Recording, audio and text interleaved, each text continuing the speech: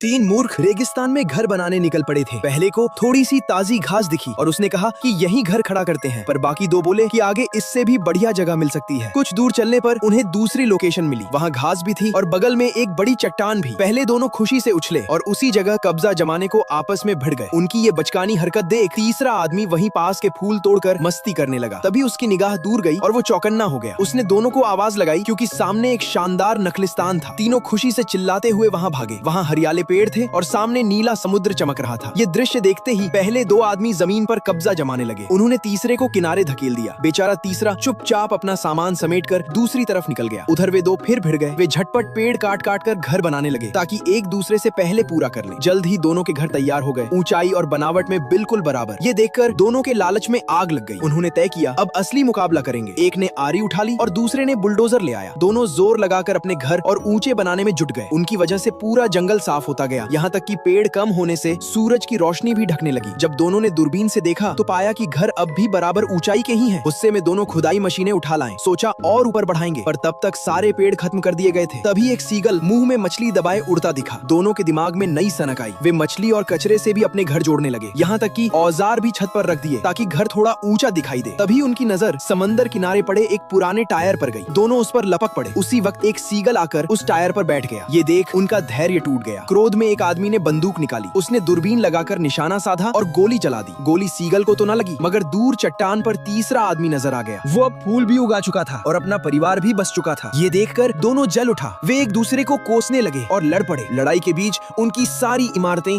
भरभरा कर गिर गईं। सब मिट्टी में समा गया। दोनों पछतावे में जमीन पर लौटते रहे। उधर ऊंची चट्टान पर तीसरा आदमी अपने परिवार के साथ कॉफी पीते हुए नीचे का नजारा देख रहा था। वो शांत और खुशहाल जिंदगी जी रहा था। कितना विचित्र अंत था। लालचियों के हाथ खाली रह गए और संतोषी को असली सुख मिला।